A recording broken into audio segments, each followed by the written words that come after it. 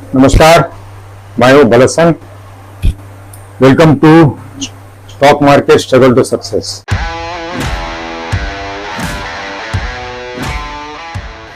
आज हम बात करेंगे बिग बुल अर्शद मेहता के बारे में। बिग बुल अर्शद मेहता क्या था? अर्शद मेहता 1985 में स्टॉक मार्केट में एक जॉब के तौर पर ज्वाइन किया था। उन्होंने रिंग में जाकर जो ब्लॉक लेके सौदा करते थे, लेकिन वो आशावादी थे। उन्होंने कंपनी के साथ ऐसा टाई अप किया है, हर कंपनी के डायरेक्टर के साथ बैठकर डिस्कस करते थे और कंपनी को है ना बहुत कंपनी का शेयर को लॉटों में उठाते थे। यानी उनके पास पैसा नहीं थे, फिर भी बैंक में जाकर मैनेजर से मिलकर, बड़े बड़े लोगों से मिलकर, इवन उस टाइम प्रधानमंत्री के साथ में भी उनका नाम जुड़ गया था।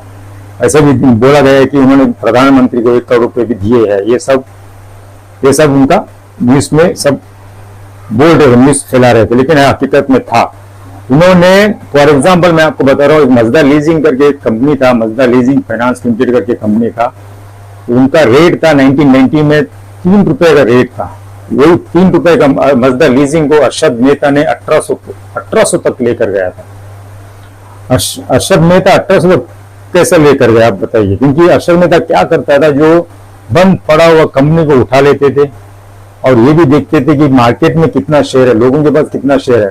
तो 90% जिस प्रोमोटर के पास जो रहता था वो कंपनी को उठाते थे।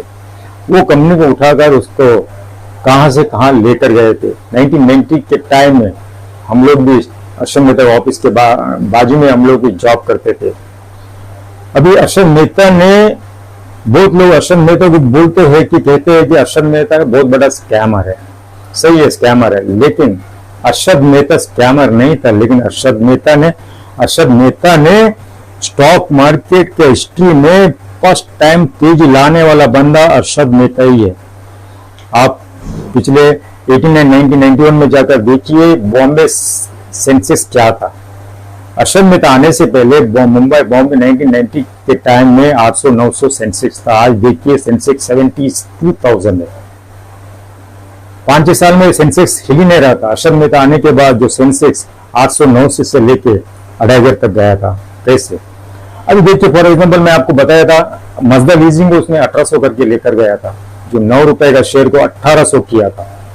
लेकिन जो 9 रुपए का चीज को 1800 लेकर गया था, पब्लिक पागल हो गए थे, अर्शद मेहता का फैन बन गए थे। अर्शद मेहता जिस शेयर में हाथ डालता था वो शेयर मलामल होता था। एसीसी का रेट था 250 का रेट था, उसने अर्शद मेहता ने 1 साल में 11,000 किया था। स्टेट बैंक ऑफ इंडिया का रेट था 1200-1300 मिलता था, उसका रेट किया था उसने 1991 में 19,000 किया था। एक ICICI लिमिटेड करके था, उसका भी रेट आप देख लीजिए 1991 के टाइम में क्या था, 200-250 का। ICICI लिमिटेड, जो आज ICICI बैंक जो चल रहा है, नाम हो गया, उसका पहला नाम था ICICI लिमिटेड। उसका रेट भी 3,000 तक किया था। जैसा उसका रेट 3,000 तक पहुंच गया, लोग बोलने लगे इसको है ना लंदन स्टॉक एक्सचेंज में लिस्टिंग करने वाला, इसका रेट होएगा 7,000। सेम जो अर्शद मेहता का जो 9 रुपए का शेयर जो मजदा लीजिंग लिमिटेड आज भी मेरे पास पड़ा है ना, 250 में लिया हुआ। हाँ, मैंने 250 में, मैंने 1800 में होने के बाद जब नीचे गिरा फिर मैंने लिया था, लेकिन बाद में वो धीरे धीरे डिलिस्टिंग हो गया, बेच नहीं पाया। ये अर्शद मेहता का ब्लू चिप, अर्शद मेहता का जितना भी कंपनी उसको ब्लू चिप कहते थे। अर्शद मेहता का उस टाइम में हम लोग कोशिश करते थे कि उनका ऑफिस में ज्वाइन करने के लिए, तब उनका ऑफिस के लोग बोलते थे 1 लाख रुपए अगर देगा तो उनको जॉब में लगा दूंगा। इतना क्रेजी था अर्शद मेहता का ऑफिस में काम करने के लिए। हम भी था, हमने भी रिक्वेस्ट किया था उस टाइम में। मैं भी पढ़ाई भी करता था और जॉब भी करता था स्टॉक मार्केट में। मैंने भी रिक्वेस्ट किया था मेरे एक दोस्त से कि मुझे अर्शद मेहता ऑफिस में ज्वाइन करो। उसने भी 1 लाख रुपए मांगा था, कहाँ से लेके आए।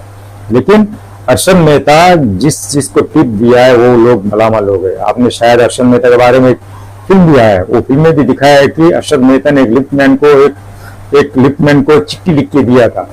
वो चिट्ठी लेकर लिफ्टमैन ने जाके शेयर ले लिया था। उसने भी है ना लाखों रुपए कमाया था।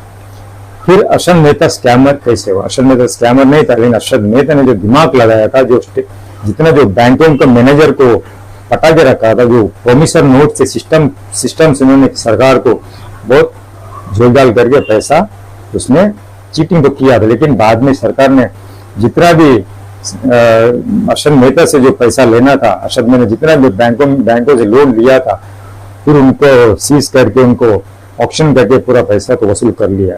लेकिन मैं आज भी अर्शद मेहता को याद करता हूँ कि अर्शद मेहता अगर नहीं होते तो ये जो है ना तेज नहीं आता। अर्शद मेहता हमेशा जो भी स्टॉक लेता था वो कभी बोलता नहीं था ये नीचे जाएगा। अर्शद मेहता में वो बुलिश था, तेजी वाला था। उसके सामने एक मनुभाई मानेक करके थे, मनुभाई मानेक मंदी वाला हमेशा ये सोचता है जितना भी मार्केट ऊपर जाएगा ठोको, वो एक ना एक दिन आने वाला है। लेकिन अर्शद मेहता नहीं, वो कभी मार्केट में शेयर नहीं बेचते थे। उनके टारगेट था ये शेयर को उतना तक लेके जाना है, मैं उतना लेके जाऊंगा। लेकिन उन्होंने उतना तक लेकर गया था। हाँ, एक बात मैं बोलना चाहूंगा, तो 1991 में जो मैंने जो अभी आपको बोला था मजदा लीजिंग लिमिटेड, 7-8 रुपए मजदा लीजिंग लिमिटेड को उन्होंने 1800 किया था। जैसे 1800 हो गया, लोगों को बेचने का टाइम था। स्टेट बैंक ऑफ इंडिया उस टाइम में 19,000 तक जाके आया था। अर्शद मेहता का अरेस्ट के बाद वो सीधा पहुंच गया 1100-1200 में। ये जो एसीसी था 11,000 के आसपास में था, वो भी है ना आकर 200 में आकर रुक गया। एक स्क्रिप्ट था जो अर्शद मेहता का, वो जो कर्नाटक बोल बेरिंग करके वो भी बंद कंपनी पड़ा था, वो बंद कंपनी को अर्शद मेहता ने उठा लिया था। 1 रुपए 2 रुपए चल रहा था, वो भी अर्शद मेहता का नाम से वो 250 तक जाके आया। जैसा अर्शद मेहता का नाम अरेस्ट का न्यूज सुनते ही वो शेयर भी डिलिस्टिंग कर दिया गया।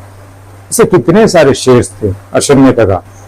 मास्टर गेम था, अपोलो टायर्स था, आईटीसी था, बहुत सारे शेयर थे अर्शद मेहता ने चलाया था। कम से कम 20-25 उससे ब्लू चिप कंपनी कहते थे। लेकिन क्या फायदा। अर्शद भाई मेहता की स्ट्रगल और सक्सेस को नेक्स्ट एपिसोड में विस्तार से डिस्कस करेंगे। मुझे जाने की आज्ञा दीजिए। नमस्कार, मैं हूं बलसन। जय हिंद।